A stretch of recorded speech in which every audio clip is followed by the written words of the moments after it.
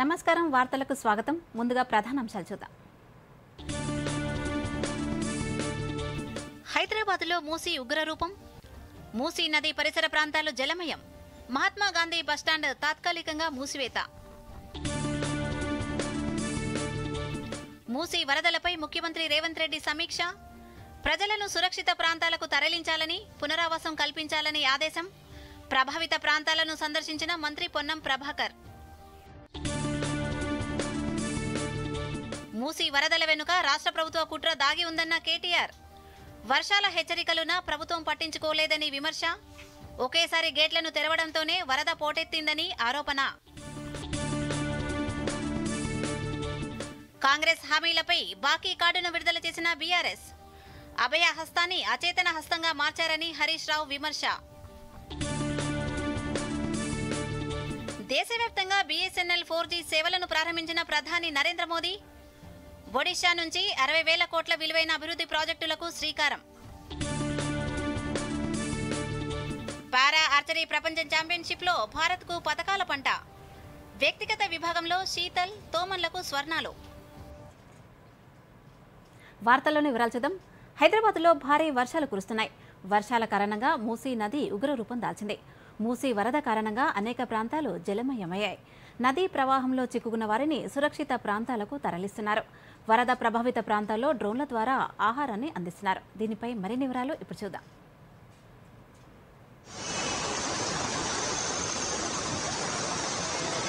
హైదరాబాద్లో 2 రోజులుగా భారీ వర్షాలు కురుస్తున్నాయి.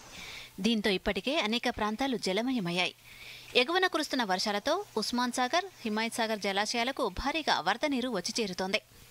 గండిపేటకు 25 ఏళ్లలో రికార్డు వరద నీరు వచ్చి చేరిందని అధికారులు తెలిపారు. దీంతో జంట జలాశయాల 15 గేట్లను ఎత్తి 35,000 క్యూసెక్కులకు పైగా నీటిని మూసీకి వదలడంతో లోతట్టు ప్రాంతాలు జలమయమయ్యాయి.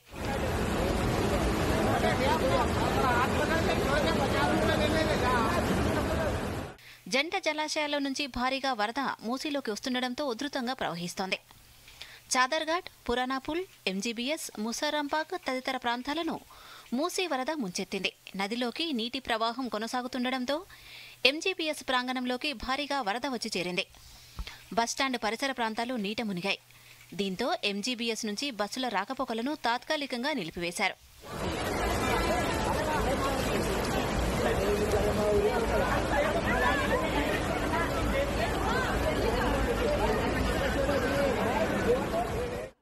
మూసీ ఉధృతికి పురానాపూల్ వద్ద శివాలయంలో సిబ్బంది చిక్కుకున్నారు. దీంతో మూసీ నది మధ్యలోనే ఆలయంలో 4 వ్యక్తులు ఉండిపోయారు. వారిని క్రేన్ల సాయంతో హైడ్రా అధికారులు సురక్షితంగా బయటకు తీసుకొచ్చారు. ముసారాంబాగ్ వంతెనపై నుంచి 10 అడుగుల మేర ప్రమాదకరంగా వరద ప్రవహిస్తోంది. నిర్మాణంలో ఉన్న నూతన వంతెనను తాకుతూ వరద ప్రవహిస్తోంది. వరద ధాటికి బ్రిడ్జికి సంబంధించిన నిర్మాణ సామగ్రి కొట్టుకుపోయింది. జియాగూడ వద్ద మూసీ ఉధృతంగా ప్రవహిస్తోంది. దీంతో జియాగూడ నుంచి పురానాపూల్ వెళ్లే హైవేపైకి భారీగా వరద నీరు వచ్చి చేరుతోంది. ఫలితంగా ఈ మార్గంలో రాకపోకలు నిలిచిపోయాయి. వరద ధాటికి పలు వాహనాలు, చిన్న చిన్న ఆలయాలు నీట మునిగాయి. వరద ప్రభావిత ప్రాంతాల్లోని ప్రజలను అధికారులు అప్రమత్తం చేశారు. ప్రభావిత ప్రాంతాల్లో ప్రజలను సురక్షిత ప్రాంతాలకు తరలిస్తున్నారు. రెవెన్యూ, హైడ్రా, ఎన్డీఆర్ఎఫ్, ఎస్డీఆర్ఎఫ్ రంగంలోకి దిగి సహాయక చర్యలు చేపట్టాయి. Bureau report, Doordarshan news.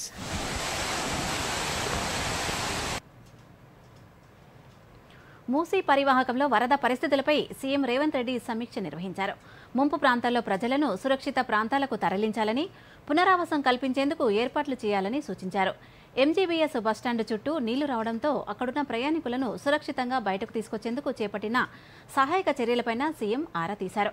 అధికారులతో ఫోన్లో మాట్లాడి ప్రయాణికులకు ఎలాంటి ఇబ్బందులు లేకుండా చూడాలని దిశానిర్దేశం చేశారు.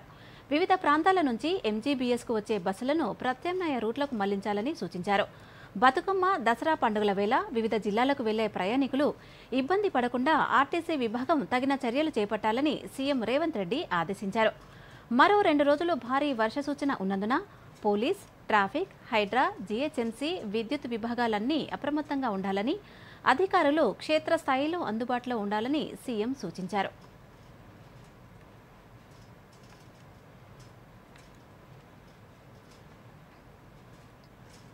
మూసీ ఉధృత ప్రవాహంతో ప్రభావిత ప్రాంతాల్లో మంత్రి పొన్నం ప్రభాకర్ పర్యటించారు. Chadarghat bridge, MGBS bus station, మల్లక్పేట్లోని పునరావాస కేంద్రాలను ఆయన పరిశీలించారు. చాదర్ఘాట్ బ్రిడ్జి సైడ్ వాల్స్ దెబ్బతినడంతో ఎవరినీ అనుమతించవద్దని సూచించారు. వరదల కారణంగా ఎక్కడా ప్రాణనష్టం జరగకుండా ముందస్తు జాగ్రత్త చర్యలు తీసుకున్నామన్నారు. పునరావాస కేంద్రాల్లో ఉన్న ప్రజలకు అన్ని ఏర్పాట్లు కల్పించామన్నారు. అన్ని విభాగాలు సమన్వయంతో పనిచేస్తున్నాయని తెలిపారు. ప్రజలు అత్యవసరమైతే తప్ప బయటకు రావద్దని అన్నారు. మూసీ వరదలపై ప్రతిపక్షాలు బాధ్యతారాహిత్యంగా మాట్లాడడం సరికాదన్నారు మంత్రి పొన్నం ప్రభాకర్. మూసీ పరివాహక ప్రాంతమైనటువంటి నిజాం సాగర్, హిమాయత్ సాగర్ ఆ ప్రాంతంలో ఆ క్యాచ్మెంట్ ఏరియాలో పడ్డ వర్షాల వల్ల మూసీ ఉప్పొంగి బస్టాండ్, ప్లాట్ఫామ్ అన్ని కూడా నిండిపోయి ప్రయాణికులను బయటికి తీసుకురావాల్సి రెస్క్యూ మేనేజ్మెంట్ ద్వారా బయటికి తీసుకురావాల్సిన అవసరం ఏర్పడింది.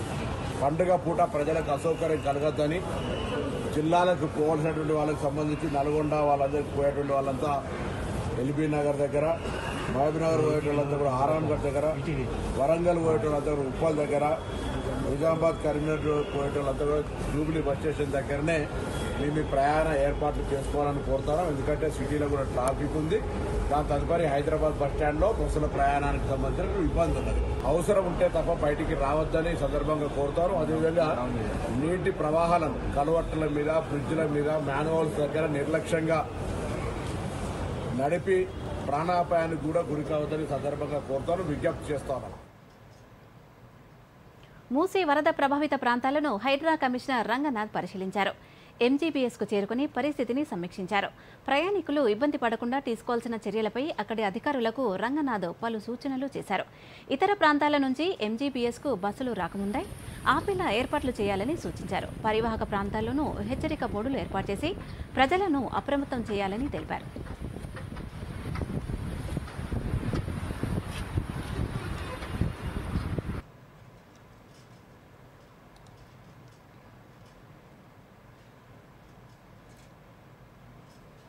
ప్రాణానికి ఎక్కడ కూడా ఇబ్బందికరంగా అయితే ఏమీ లేదు. కొంతమంది స్టాండర్డ్ ఉన్నారు, అంటే కొంతమంది ఎక్కడైతే గనక వాళ్ళు ఇంకా బయటికి తీసుకువచ్చేటటువంటి పరిస్థితి లేదో అక్కడ వాళ్ళకి ముందు ఫుడ్ సప్లైస్ ఇవ్వడానికి డ్రోన్స్ ని యూజ్ చేస్తున్నాము. మనం జిహెచ్ఎంసీ వాళ్ళ డ్రోన్స్ ని కూడా యూజ్ చేస్తున్నారు. అండ్ మేము కూడా హైడ్రా నుంచి కూడా మేము ఇప్పుడు డ్రోన్స్ ని అవి కూడా యూజ్ చేస్తున్నాము. అండ్ ఇంతేకాకుండా ఎన్డీఆర్ఎఫ్ టీమ్స్ ను కూడా తీసుకున్నాము. వాళ్ళ దగ్గర ఇంకా బెటర్ ఎక్విప్మెంట్ ఉంటుంది. సో ఎన్డీఆర్ఎఫ్ టీమ్స్ కూడా వచ్చారు. వాళ్ళ టీమ్స్ కూడా ఇప్పుడు ఎవరైతే స్టాండర్డ్ ఉన్నారో వాళ్ళని కూడా రెస్క్యూ చేయడానికి కూడా ఇప్పుడు మా వైపు నుంచి అన్ని కూడా ప్రయత్నాలు చేస్తున్నాము. అంటే స్టాండర్డ్ ఉన్న సేఫ్ ప్లేసెస్ తీసుకురావడానికి. బట్ యాజ్ ఈజ్ ఎవరికైతే ప్రాణానికి హానిగా ఉండే పరిస్థితి ఏమీ లేదు. మూసీ వరదల నేపథ్యంలో ముఖ్యమంత్రి రేవంత్ రెడ్డిపై బీఆర్ఎస్ నేత కేటీఆర్ ఆరోపణలు చేశారు. పథకం ప్రకారమే సీఎం రేవంత్ రెడ్డి ఎంజీబీఎస్ బస్టాండ్ను ముంచారని కేటీఆర్ ఆరోపించారు. వరద హెచ్చరికలు ఉన్నా ఉద్దేశపూర్వకంగానే జంట జలాశయాల నుంచి నీరు వదలలేదని, మూసీ ప్రాజెక్టు కోసం కిరాతకంగా వ్యవహరించాలని విమర్శించారు. మూసీ పరివాహక ప్రాంత ప్రజలను భయభ్రాంతులకు గురి చేసేందుకే ఒకేసారి 15 గేట్లు ఎత్తారని కేటీఆర్ ఆరోపించారు. గతంలో ఎన్నడూ లేనిదే ఇప్పుడు ఎంజీబీఎస్ ఎందుకు మునిగిందని ప్రశ్నించారు.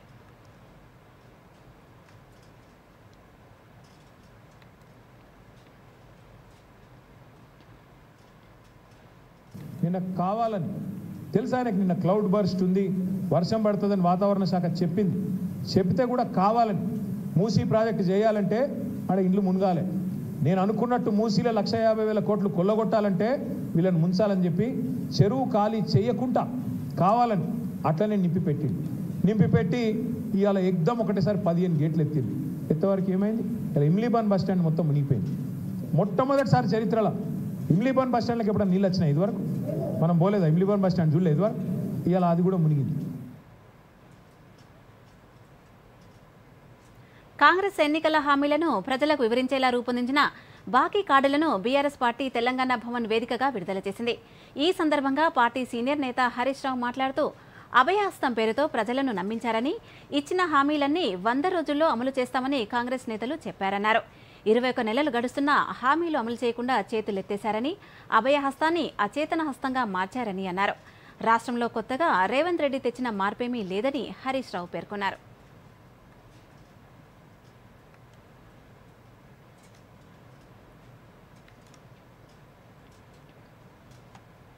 నాడు ఇది అభయహస్తమని బాండ్ పేపర్ల మీద సంతకాలు పెట్టి ఇంటింటికి పంచిన కాంగ్రెస్ పార్టీ ఈరోజు ముఖం చాటేసింది.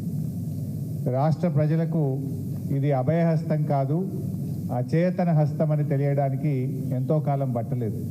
ఆ రోజేమో పోటీలు పడి సంతకాలు పెట్టి గ్యారంటీ కార్డులను ఇంటింటికి పంచి ఓట్లు వేసుకొని అధికారంలోకి వచ్చారు. కానీ ఈ గ్యారంటీ కార్డు ఇలా గ్యాసిప్ కార్డు అయిపోయింది. అంతా మోసం, అంతా దగా కార్డుగా తెలిపోయింది. ఆ రోజు అధికారంలోకి వచ్చిన మొదటి క్యాబినెట్లోనే మేము తీర్మానం చేస్తాము, మొదటి శాసనసభలో చట్టబద్ధత తెస్తాము, 100 రోజుల్లో అమలు చేస్తామని హామీలు ఇచ్చారు. 100 రోజులు కాదు, ఇలా 700 రోజులైనా కూడా అమలుకు నోచుకోలేదు. పట్టణ ప్రాంతాల్లో సొంత స్థలాలు కలిగిన వారికి ఇళ్ల నిర్మాణంలో ప్రభుత్వం త్వరలో శుభవార్త చెప్పనుందని మంత్రి పొంగులేటి శ్రీనివాసరెడ్డి తెలిపారు. ఇవాళ సికింద్రాబాద్ కంటోన్మెంట్ నియోజకవర్గం రసూల్పురాలో డబుల్ బెడ్రూమ్ ఇళ్లను ప్రారంభించిన సందర్భంగా మంత్రి పొంగులేటి మాట్లాడారు. గడిచిన 10 ఏళ్లలో ఏడాదికి 1,00,000 ఇళ్లు నిర్మించి ఇచ్చినా ఈ పాటికి 10 లక్షల మంది పేదల సొంతింటి కల నిజమయ్యేదని అన్నారు. రాష్ట్ర ఆర్థిక పరిస్థితి బాగోలేకపోయినా ఇళ్ల విషయంలో తమ ప్రభుత్వం ప్రత్యేక శ్రద్ధ తీసుకుంటోందని అన్నారు.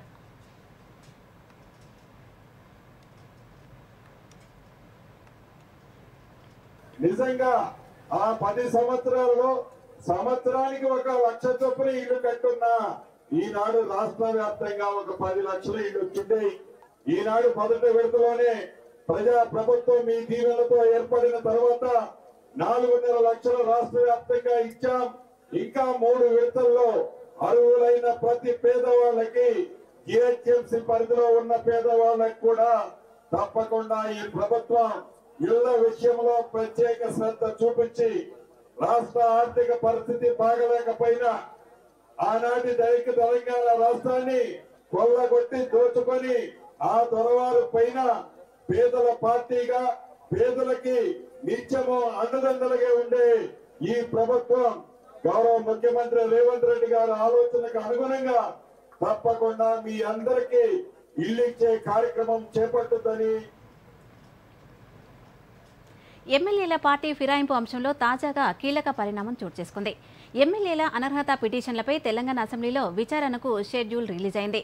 సెప్టెంబర్ 29న టి ప్రకాష్ గౌడ్, కాల యాదయ్య, గూడెం మహిపాల్ రెడ్డి, బండ్ల కృష్ణమోహన్ రెడ్డిపై బీఆర్ఎస్ నేతలు దాఖలు చేసిన పిటిషన్లను విచారించనున్నారు. పార్టీ మారిన ఎమ్మెల్యేల అడ్వకేట్లు, బీఆర్ఎస్ పార్టీకి చెందిన ఫిర్యాదుదారుల అడ్వకేట్ల మధ్య వాదనలు జరగనున్నాయి. శాసన స్పీకర్, శాసనమండలి చైర్మన్ ఆధ్వర్యంలో 10వ షెడ్యూల్ ప్రకారం విచారణ జరగనున్నట్లు స్పీకర్ కార్యాలయం స్పష్టం చేసింది.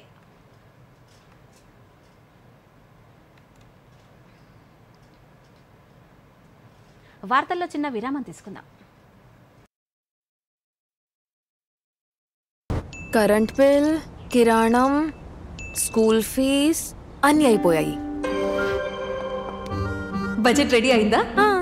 5,000 మిగిలాయి. కొత్త చీర తీసుకుంటావా? వద్దు, పోయిన నెలలోనే కదా తీసుకున్నాను. ఇంకోటి వద్దు. ముందుగా బడ్జెట్ వేసుకోండి. చిన్న చిన్న పొదుపులని బ్యాంక్ లో సేవ్ చేసుకోండి. ఇక డబ్బు పెరుగుతుంటే చూస్తూ మురిసిపోండి. చెప్పవులే, ఇక వెళ్ళమ్మా. ఆర్బీఐ అంటోంది, పొదుపు చేసే వనిత సాధిస్తుంది ఘనత. మీకు ఈ విషయం తెలుసా? ఇప్పుడు కేంద్ర ప్రభుత్వం కుట్టు మిషన్ల మీద కూడా జీఎస్టీ తగ్గించింది. నిజంగానా? అంటే ఇప్పుడు మేం కూడా సొంతంగా మిషన్లు కొనుక్కోవచ్చా? అవును, ఖర్చు తగ్గుతుంది కనుక తక్కువలో కొనుక్కోవచ్చు. ఒక్కో మిషన్ మీద 500 నుంచి 1000 రూపాయల వరకు తగ్గుతుంది. పొదుపు వలన వచ్చిన ధైర్యం మరియు ఆత్మవిశ్వాసం.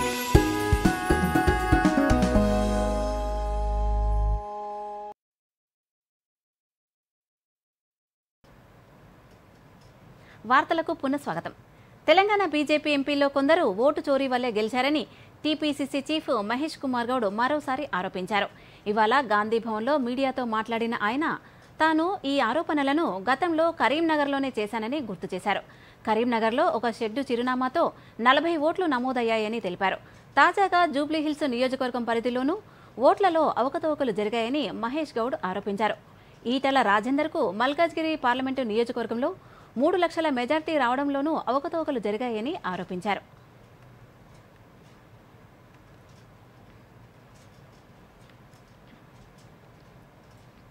కేంద్ర ప్రభుత్వం ఎన్ని అడ్డంకులు సృష్టించినా బీసీ రిజర్వేషన్లను అమలు చేసి కాంగ్రెస్ పార్టీ బీసీ బంధుగా నిరూపించుకుందని ఎంపీ మల్లు రవి పేర్కొన్నారు. బీసీ రిజర్వేషన్లపై రాష్ట్ర ప్రభుత్వం జీవో విడుదల చేసిన నేపథ్యంలో మల్లు రవి మీడియాతో మాట్లాడారు. రాహుల్ గాంధీ ఆలోచనలను ముఖ్యమంత్రి రేవంత్ రెడ్డి అమలు చేసి చూపుతున్నారని ప్రశంసించారు. రాష్ట్రంలో దళిత బహుజన వర్గాలు కూడా కాంగ్రెస్ వైపే ఉండాలని ఎంపీ మల్లు రవి పిలుపునిచ్చారు.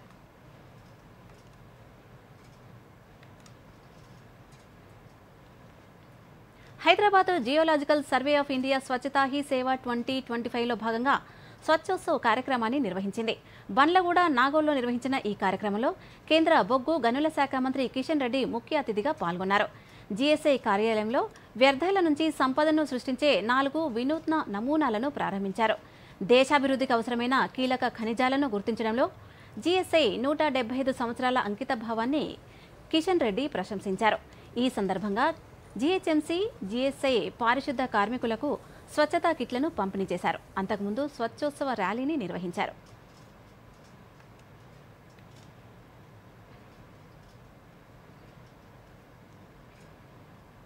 ఈరోజు మీరు వాడేటువంటి సెల్ ఫోన్లో అనేక రకాల క్రిటికల్ మినరల్స్ కానీ ఈరోజు కనుగొనేటువంటి సంస్థ జీఎస్ఐ 175 సంవత్సరాల నుంచి పనిచేస్తా ఉంది.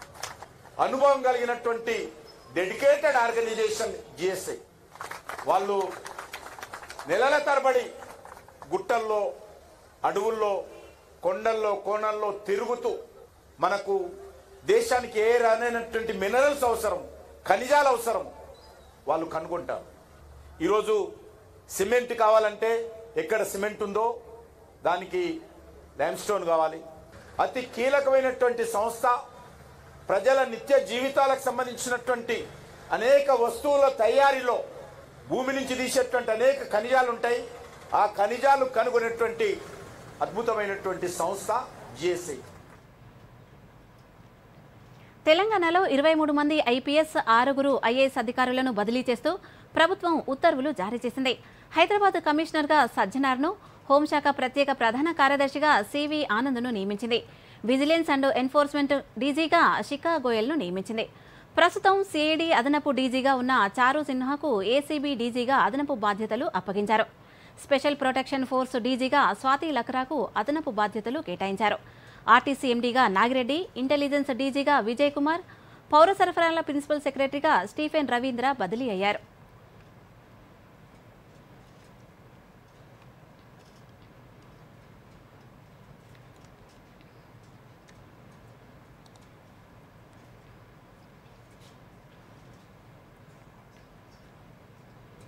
తెలంగాణ రాష్ట్ర సాధనలో కొండా లక్ష్మణ్ బాపూజీ కృషి స్ఫూర్తిదాయకమని ఆదిలాబాద్ జిల్లా కలెక్టర్ రాజర్షి షా అన్నారు.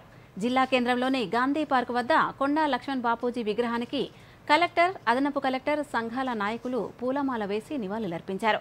ఈ సందర్భంగా కలెక్టర్ మాట్లాడుతూ కొండా లక్ష్మణ్ బాపూజీ ఉమ్మడి ఆదిలాబాద్ జిల్లా వాసి కావడం జిల్లాకే గర్వకారణమన్నారు. ఆయన స్ఫూర్తితో జిల్లాలో వివిధ సంక్షేమ, అభివృద్ధి కార్యక్రమాలను అమలు చేస్తున్నట్లు వివరించారు.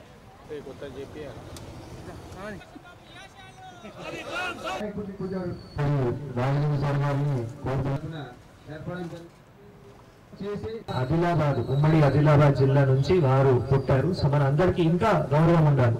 మొత్తం రాష్ట్రం కంటే, మొత్తం దేశం కంటే ఎక్కువ గౌరవం ఆదిలాబాద్ జిల్లాకి. వాంకిడి ఆసిఫాబాద్, మనం ఇప్పుడు ఉన్న ఆసిఫాబాద్ డిస్ట్రిక్ట్ వాంకిడి మండల్లో పుట్టి మళ్ళీ అప్పుడు ఆయన బీసీ వర్గాల్లో కానీ, మిగతా వెనకబడి వర్గాలు కానీ ఎందుకు వెనక ఉన్నాయి, ఏ విధంగా వారికి కూడా ముందుకి తీసుకొని వెళ్ళాలి, సమాజంలో ఏమేమి సమస్యలు ఉన్నాయి, తర్వాత తెలంగాణ రాష్ట్రం ఏ విధంగా సాధించాలి, దానికి అన్ని రాజకీయ నాయకులకి, ఓన్లీ ఒక పార్టీ కాదు, అన్ని రాజకీయ నాయకులకి ఒక ఐడియాలజీ, ఒక సోషల్ రిఫార్మర్, ఒక ఫిలాసఫర్ ఆయన.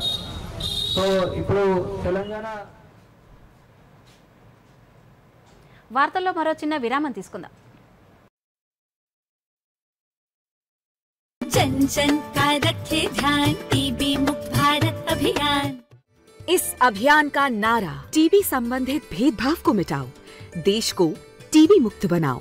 एक्टिव टीबी रोगी के करीबी संपर्क में आने से टीबी फैल सकता है, लेकिन नियमित उपचार शुरू होते ही टीबी रोगी से दूसरों में बीमारी का संक्रमण बंद हो जाता है। यहाँ तक कि सिर्फ हाथ मिलाने या टीबी रोगी के साथ समय बिताने से टीबी नहीं फैलता। तो बताइए आप, जब टीबी की जांच और उपचार है आसान, तो डर या भेदभाव की कैसी बात? ना शर्माना, ना घबराना, टीबी की जांच करवाना। टीबी के लक्षण होने पर तुरंत अपने नजदीकी निजी या सरकारी अस्पताल या आयुष्मान आरोग्य मंदिर में जाएं। इस संदेश को औरों तक पहुंचाकर आइए टीबी को जड़ से मिटाएं। हमें इन मरीजों को ज्यादा से ज्यादा जागरूक करने पर भी उतना ही ध्यान देना होगा। डाउनलोड करें टीबी आरोग्य साथी ऐप। स्वास्थ्य एवं परिवार कल्याण मंत्रालय द्वारा जनहित में जारी।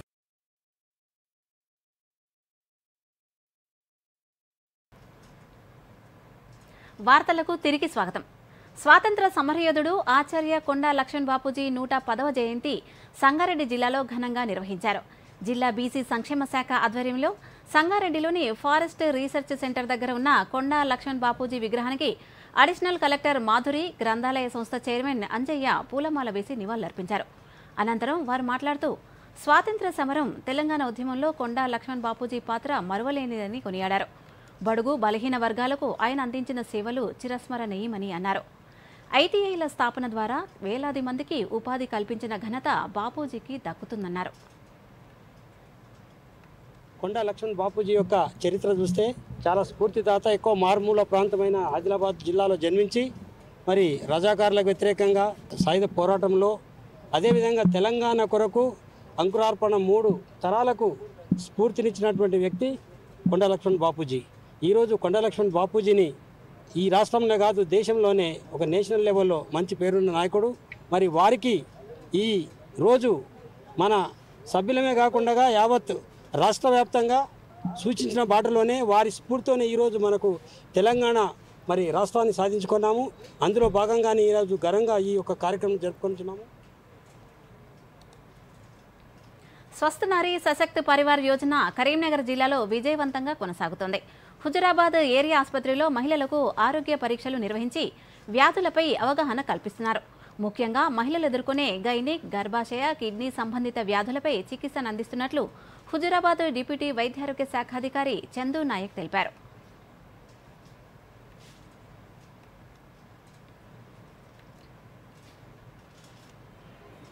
మన స్వస్థ నారీ సశక్తి పరివార అభియాన్ అని చెప్పేసి ఒక ప్రోగ్రామ్ మనకు లాంచ్ అవుతోంది.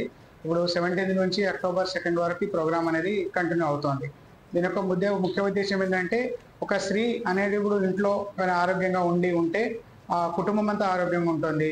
ఆ కుటుంబం ఆరోగ్యంగా ఉంటే ఒక ఏరియా ఆరోగ్యంగా ఉంటుంది. అట్లా ఏరియాతో ఉంటే ఏంటంటే ఒక గ్రామము, ఇట్లా విధంగా మొత్తం ఆరోగ్యంగా ఉంటారని చెప్పేసి ప్రోగ్రామ్ స్టార్ట్ చేశారు. మా కంట్రోల్లో ఇప్పుడు జరుగుతున్న ప్రోగ్రామ్ ఏంటంటే, ఇది ప్రతి ఒక్క ఆయుష్మాన్ ఆరోగ్య మందిర్ సెంటర్లలో కూడా ఈ ప్రోగ్రామ్ జరుగుతుంది. వాళ్ళకి కావాల్సినమైన రక్త పరీక్షలు కావచ్చు, తర్వాత అల్ట్రాసౌండ్ కావచ్చు, తర్వాత ఏదైతే ఉందో తనకు టెస్టులు చేసి మనకు ల్యాబ్ సంబంధించినవి కూడా అన్ని రకమైన టెస్టులు చేసేసి వాళ్ళకు ఏ ప్రాబ్లం ఉన్నా కూడా ఐడెంటిఫై చేసి దాన్ని ఎక్కువ మనం ప్రయత్నం చేసి చేయడం జరుగుతుంది. ఇక్కడ మన స్వస్థ నారీ సశక్త పరివార్ అభియాన్ ప్రోగ్రాం కింద మన దగ్గర ఆరోగ్య మహిళ కార్యక్రమం చేస్తున్నాము. అందులో ఈ మెడికల్ క్యాంప్స్ ఉన్నాయి కదా, బీపీ గురించి, మన డయాబెటీస్ గురించి, క్యాన్సర్ల గురించి కానీ ఈ అవేర్నెస్ ప్రోగ్రామ్ మరియు వాళ్ళని పరీక్ష చేసి అన్ని రకాల టెస్టులు అన్ని చేసి మన దగ్గర. వరంగల్ నగరంలోని ప్రసిద్ధ శ్రీ భద్రకాళి దేవాలయంలో దసరా శరన్నవరాత్రి మహోత్సవాలు నేడు 6వ రోజుకు చేరుకున్నాయి. 6వ రోజున శ్రీ భద్రకాళి అమ్మవారు శ్రీ భువనేశ్వరి మాతగా భక్తులకు దర్శనమిచ్చారు. భద్రకాళి అమ్మవారిని స్వర్ణాభరణాలతో, పట్టు పీతాంబరాలతో, గజమాలతో విశేషంగా అలంకరించారు. భక్తులు పెద్ద సంఖ్యలో అమ్మవారి దర్శనం చేసుకుని మొక్కులు తీర్చుకున్నారు. ఈ సందర్భంగా భద్రకాళి దేవాలయం ఈవో సునీత మాట్లాడుతూ భక్తులకు ఇబ్బంది కలగకుండా ఏర్పాట్లు చేశామని తెలిపారు.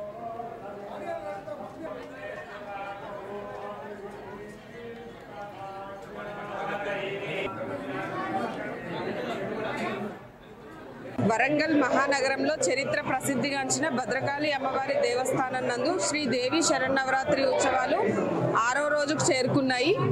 6వ రోజులో భాగంగా అమ్మవారు భువనేశ్వరి మాతగా భక్తులకు దర్శనమిస్తున్నారు.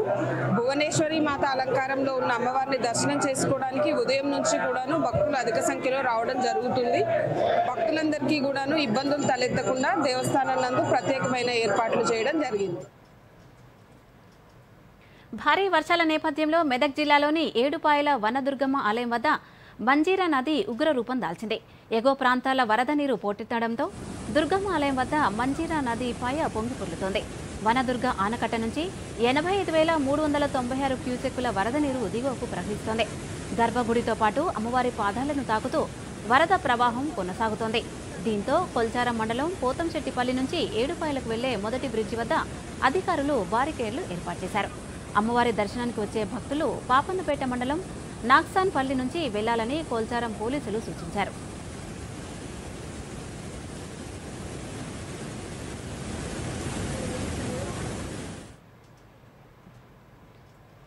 దేశవ్యాప్తంగా Bharat Sanchar Nigam limited BSNL 4G network అందుబాటులోకి తెచ్చింది.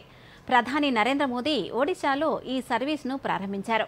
అలాగే టెలికమ్యూనికేషన్స్, రైల్వే, ఉన్నత విద్యా రంగాల అభివృద్ధి పనులను ప్రారంభించారు. గుజరాత్లోని సూరత్ జిల్లాను ఉద్నాన్తో కలిపే అమృత్ భారత్ రైలును జెండా ఊపి ప్రారంభించారు. మరిన్ని వివరాలు ఇప్పుడు చూద్దాం. ప్రధాని నరేంద్ర మోదీ ఒడిశా పర్యటనలో భాగంగా పలు అభివృద్ధి ప్రాజెక్టులను ప్రారంభించారు. ఒడిశాలోని జార్చిగూడలో జరిగిన కార్యక్రమంలో 60,000 కోట్ల విలువైన ప్రాజెక్టులు ప్రారంభించారు. అలాగే BSNL 4G నెట్వర్క్ను కూడా ప్రారంభించారు.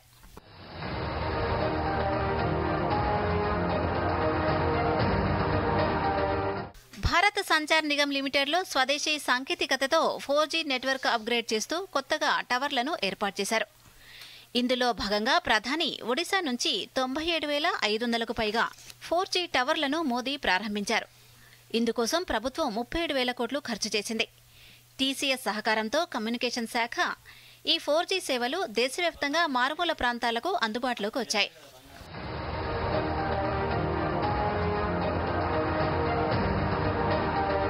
BSNLతో పాటు టెలికమ్యూనికేషన్స్, రైల్వే, ఉన్నత విద్య వంటి రంగాలకు సంబంధించి అభివృద్ధి పనులను ప్రధాని నరేంద్ర మోదీ ఆవిష్కరించారు. దేశవ్యాప్తంగా ఉన్న 8 IITల విస్తరణకు శంకుస్థాపన చేశారు.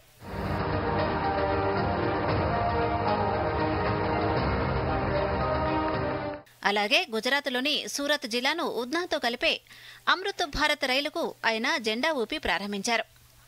1,400 కోట్ల వ్యయంతో నిర్మించిన కోరాపుట్ బైగూడ రైలు మార్గాన్ని 82 కిలోమీటర్ల మనబార్, కోరాపుట్, గోరాపూర్ సెక్షన్ను ప్రధాని జాతికి అంకితమిచ్చారు. ఈ ప్రాజెక్టుల ప్రారంభం తర్వాత బహిరంగ సభలో ప్రధాని మోదీ ప్రసంగించారు. స్వదేశీ సాంకేతికతతో 4G సేవలను ప్రారంభించిన ప్రపంచంలోని 5 దేశాల్లో భారత్ ఒకటిగా నిలిచిందని ప్రధాని మోదీ అన్నారు. అమృత్ భారత్ రైలు ద్వారా గుజరాత్లోని ఒడియా ప్రజలకు ప్రయోజనం చేకూరుస్తుంది.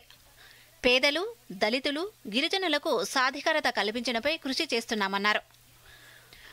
భారత్ ప్రతి దానిలోనూ స్వయం సమృద్ధి సాధించాలనేది తమ లక్ష్యమని చెప్పారు. చిప్ నుండి షిప్ వరకు అన్ని రంగాలలో భారత్ స్వదేశీగా తయారు కావాలనేది తమ సంకల్పమన్నారు. इसलिए देश ने संकल्प लिया कि टेलीकॉम सेक्टर की ये जरूरी टेक्नोलॉजी देश में ही विकसित हो। हमारे लिए गौरव की बात है कि हमारे BSNL ने अपने ही देश में पूरी तरह स्वदेशी 4G टेक्नोलॉजी विकसित कर ली है। और मैं इस काम में जुड़े हुए देश के नौजवानों को, उनकी टैलेंट को और भारत को आत्मनिर्भर बनाने के लिए उन्होंने जो बड़ा काम किया है, मैं उन सभी नौजवानों को बहुत बहुत बधाई देता हूं. Bureau report, Doordarshan news. దక్షిణ కొరియాలో జరుగుతున్న పారా ఆర్చరీ ప్రపంచ ఛాంపియన్షిప్లో భారత ఆర్చర్లు అదరగొడుతున్నారు. కాంపౌండ్ వ్యక్తిగత విభాగంలో 18 ఏళ్ల శీతల్ చరిత్ర సృష్టించింది. ఫైనల్లో తుర్కీకి చెందిన వరల్డ్ నెంబర్ 1 ఓజ్నూర్ క్యూర్ గెడ్డీపై 146, 143 తేడాతో విజయం సాధించి స్వర్ణాన్ని సొంతం చేసుకుంది. కాంపౌండ్ మెన్స్ విభాగం ఫైనల్లో రాకేష్ కుమార్ సాంకేతిక కారణాలతో వైదొలగడంతో తోమన్ కాంపౌండ్ పురుషుల టైటిల్ను కైవసం చేసుకున్నాడు. తోమన్ 4 సార్లు సరిగా లక్ష్యాన్ని ఛేదించి ఈ విభాగంలో వరల్డ్ ఛాంపియన్షిప్ను కైవసం చేసుకున్నాడు. కాంపౌండ్ ఈవెంట్లో మిక్స్డ్ టీం విభాగంలోనూ శీతల్, తోమన్ కుమార్తో కలిసి కాంస్య పతకం గెలుచుకుంది. కాంపౌండ్ మహిళల ఓపెన్ టీం ఈవెంట్లో ఫైనల్లో తుర్కీ చేతిలో ఓడిపోయిన శీతల్, సరిత జోడీ రజతంతో సరిపెట్టుకుంది. ప్రతి నెల చివరి ఆదివారం దేశ ప్రజలతో తన మనసులోని మాటను పంచుకునే పీఎం మన్ కీ బాత్ కార్యక్రమం రేపు ప్రసారం కానుంది. ఈ ఆదివారం ఉదయం 11 గంటలకు అన్ని ఆకాశవాణి, దూరదర్శన్ కేంద్రాల ద్వారా ప్రసారం కానుంది. ప్రధాని ప్రసంగం వెంటనే మన్ కీ బాత్ తెలుగు అనువాదం డీడీ యాదగిరిలో ప్రసారం కానుంది. తిరిగి ఆదివారం రాత్రి 8 గంటలకు ప్రధాని ప్రసంగం తెలుగు అనువాదాన్ని పునఃప్రసారం చేస్తారు. వేవ్స్ లో కూడా ప్రసారం కానున్నది. మన్ కీ బాత్ తెలుగు అనువాదం అదే రోజు ఉదయం 11:30 తిరిగి రాత్రి 8 గంటలకు దూరదర్శన్ యాదగిరిలో ప్రసారం అవుతుంది.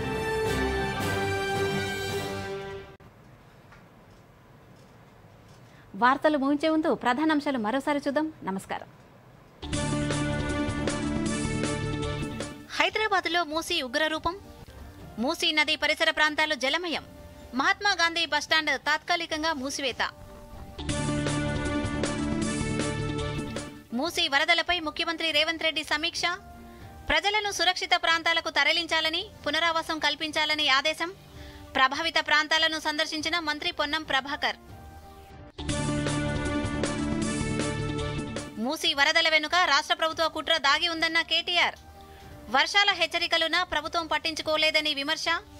ఒకేసారి గేట్లను తెరవడంతోనే వరద పోటెత్తిందని ఆరోపణ. కాంగ్రెస్ హామీలపై బాకీ కార్డును విడుదల చేసిన బీఆర్ఎస్. అభయ హస్తాన్ని అచేతన హస్తంగా మార్చారని హరీష్ రావు విమర్శ. దేశవ్యాప్తంగా బీఎస్ఎన్ఎల్ 4G సేవలను ప్రారంభించిన ప్రధాని నరేంద్ర మోదీ. ఒడిషా నుంచి 60,000 కోట్ల విలువైన అభివృద్ధి ప్రాజెక్టులకు శ్రీకారం.